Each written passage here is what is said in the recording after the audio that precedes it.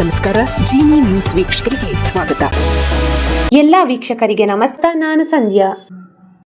ಬೆಂಗಳೂರು ನಗರದಲ್ಲಿ ಪಾದಚಾರಿ ಮಾರ್ಗ ತೆರವು ಕಾರ್ಯಾಚರಣೆ ತೀವ್ರಗೊಂಡಿದ್ದು, ವ್ಯಾಪಾರಿಗಳ ಅಂಗಡಿಗಳನ್ನು ತೆರವುಗೊಳಿಸಿದ ಬಳಿಕ ಈಗ ಫುಟ್ಪಾತ್ ಮೇಲಿರುವ ಸರ್ಕಾರಿ ಸ್ವಾಮ್ಯದ ಮಳಿಗೆಗಳಿಗೂ ಮುಹೂರ್ತ ನಿಗದಿಯಾಗಿದೆ.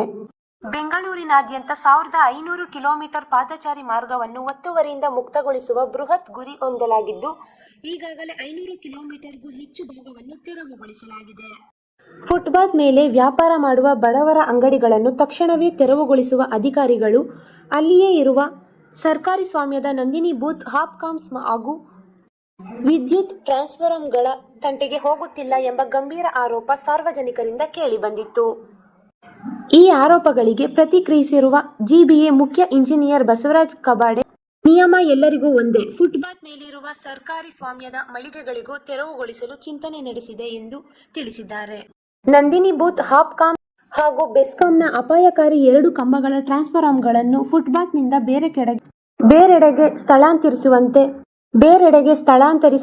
ಅಥವಾ ತೆರವುಗೊಳಿಸುವಂತೆ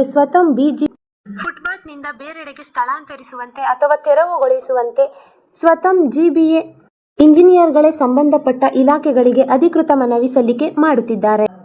ವ್ಯಾಪಾರಿಗಳ ಮಳಿಗೆಗಳ ಮೇಲೆ ಕಟ್ಟುನಿಟ್ಟಿನ ಕ್ರಮ ಕೈಗೊಂಡ ಜಿಬಿಎ ಸರ್ಕಾರಿ ಸಂಸ್ಥೆಗೆ ಸೇರಿದ ನಂದಿನಿ ಬೂತ್ ಹಾಗೂ ಹಾಪ್ಕಾಮ್ಸ್ಗಳನ್ನು ನಿಜಕ್ಕೂ ತೆರವು ಮಾಡುತ್ತದೆಯೇ ಅಥವಾ ಇದು ಕೇವಲ ಹೇಳಿಕೆಗೆ ಸೀಮಿತವಾಗಿದೆಯೇ ಎಂಬುದನ್ನು ಕಾದು ನೋಡಬೇಕಿದೆ. ಈ ದಿನದ ನಿರಂತರ ಸುದ್ದಿಗಳಿಗಾಗಿ ವೀಕ್ಷಿಸುತ್ತಿರಿ ಜೀನಿ ನ್ಯೂಸ್. ನಮಸ್ಕಾರ.